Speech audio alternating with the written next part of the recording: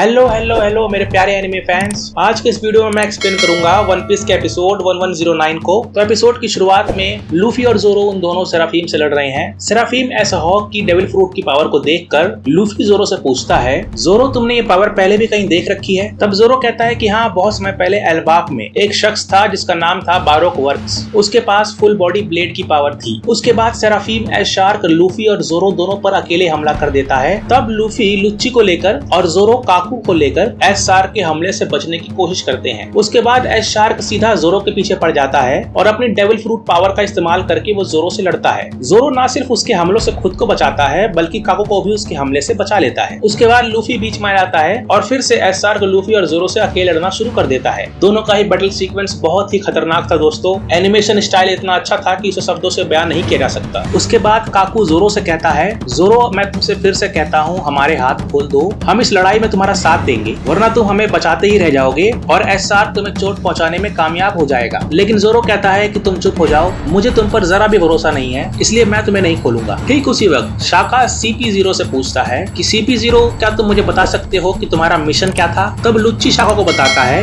हमारा मिशन था सभी सातों वेगापंक को फुल्ली एलिमिनेट करना। उसके बाद शाका फिर से पूछता है कि स्टुशी जिसने तुम्हें धोखा दिया, जाहिर है उसे भी उसकी कीमत चुकानी पड़ेगी। तब लुच्ची कहता है, बिल्कुल, CP0 को धोखा देकर कोई भी जिंदा नहीं रह सकता। ठीक उसी वक्त काकू लुच्ची से कहता है, तुम्हारी इन्हीं हरकतों की वजह से आज हम मारे जाएंगे। दूसरी तरफ नामी, जिम्बे और स्टुशी के ग्रुप को ये पता चल जाता है कि नामी का ग्रुप खतरे में है और ये जानने के बाद सांजी नामी को बचाने के लिए निकल पड़ता है। वहीं नामी के ग्रुप के ऊपर हमला करने के लिए सेराफीम एस बियर भी उनके ग्रुप की तरफ बढ़ रहा है। उसी दौरान ब्रुक एडिसन से कहता है, तुम दुनिया के सबसे जीनियस इंसान हो, क्या तुम हमें इस मुश्किल से निकलने का कोई आइडिया नहीं दे सकते? तब एडिसन कहता है, मैं सोच रहा हूँ, लेकिन फिलहाल इस सिचुएशन से निकलने का कोई आइडिया मुझे अब तक नहीं आया। ये बेहद मुश्किल सिचुएशन है, इसलिए मुझे सोचने के लिए थोड़ा वक्त चाहिए। तब ब्रुक कहता है कि जल्दी सोचो वरना हम सब मारे जाएंगे। एडिसन इस सब को देखकर बहुत ज्यादा हैरान है, क्योंकि आज से पहले किसी भी वेगापंक के ऑर्डर को किसी भी सेराफीम ने मानने से मना नहीं किया। कुछ समय सोचने के बाद एडिसन कहता है, अब इन हालातों में हमारे पास एक ही रास्ता है। और जब नामी पूछती है कि क्या,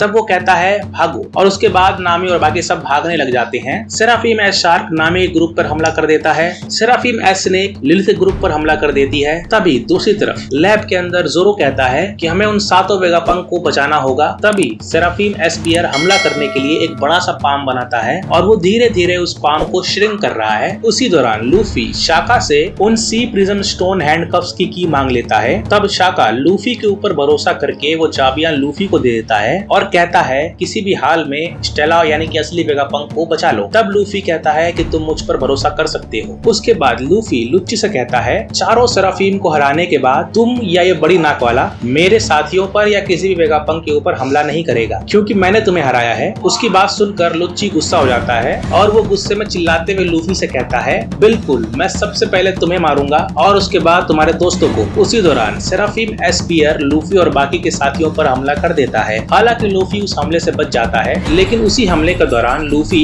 लुच्ची और काकू को छोड़ देता है। जिसके बाद जोरो और काकू एस शार्क के खिलाफ टीम अप कर लेते हैं और लूफी और लुच्ची दोनों मिलकर एस बियर के खिलाफ टीम अप कर लेते हैं। लूफी अपने गियर 4 का इस्तेमाल करता है और लुच्ची अपने टाइगर वाले फॉर्म का इस्तेमाल करता है। दोनों टीम मिलकर सेराफीम एस शार्क और एस बियर के ऊपर बहुत ही जोरदार हमला करते हैं, जिससे वो अपने पीछे रखी सारी दीवारों को तोड़ते हुए बहुत दूर चले जाते हैं। दूसरे सीन में एल्बाफ के एक छोटे से बार में शैंक्स और उसके सभी साथी पार्टी कर रहे हैं और वहाँ पर एक बच्चा है जो शैंक्स से लगातार रिक्वेस्ट कर रहा है कि वो उसे अपने साथ ले जाए। ये वाकया बिल्कुल लूफी की तरह ही है। जब लूफी छोटा था और शैंक्स के साथ जाने की जिद करता था, बिल्कुल उसी तरह ये लड़का भी शैंक्स के साथ जाने की जिद कर रहा है। तब बैकमैन कहता है, शैंक्स तुम्हें इसे शांत करना चाहिए, वरना पता नहीं ये क्या कर गुजरे। तब शैंक्स कहता है कि मैं तुम्हारे जैसे गर्म दिमाग वाले लड़के को अपने साथ एडवेंचर पर नहीं लेकर जाता। ठीक उसी वक्त शैंक्स का एक साथी आ जाता है और वो शैंक्स को बताता है कि किड पायरेट ने उसके जहाजों पर हमला करना शुरू कर दिया है, इसलिए हमें उसको जवाब देना पड़ेगा। तब शैंक्स कहता है कि सेल सेट करो, मैं उससे मिलने खुद जाऊंगा। उसके बाद शैंक्स किड से मिलने के लिए निकल पड़ता है। वो अपने साथ हमारे पुराने जायंट्स द्रोगी और ब्रोगी को भी साथ लेकर चलता है। अपने साथियों के साथ निकलते हुए शैंक्स कहता है, जाकर किड से पूछो कि क्या वो मुझसे अब भी लड़ना चाहता है या रोड पोनीग्लिफ को यहाँ पीछे छोड़कर भाग जाना चाहता है। उसके बाद दूसरी तरफ समुद्र के अंदर किड पायरेट एक जहाज के ऊपर हमला कर रहे हैं, लेकिन ठीक उसी वक्त वहाँ पर शैंक्स आ जाता है अपने साथियों के साथ। शैंक्स को अपने शिप पर देखकर उसके साथी बहुत ज्यादा खुश हो जाते हैं और अब शैंक्स और किड दोनों एक दूसरे के आमने सामने हैं। तब किलर किड से कहता है, इससे पहले जब हम रेड हेयर पायरेट से ही भिड़े थे तब हम उसके कैप्टन को देख भी नहीं पाए थे और शैंक्स के एक साथी के हाथों हम हार गए थे और उस लड़ाई में तुम्हें अपना एक हाथ भी गंवाना पड़ा था। कहीं इस बार की लड़ाई में तुम्हें अपनी जान ना गंवानी पड़ जाए। तब किड कहता है कि ये तो तब होगा ना जब मैं हार जाऊंगा, और उसके साथ ही एपिसोड यहीं पर खत्म हो जाता है। अब मिलते हैं अगले किसी एपिसोड में, तब तक के लिए मेरे चैनल को सब्सक्राइब, वीडियो करेगा लाइक, कमेंट, दोस्तों करेगा शेयर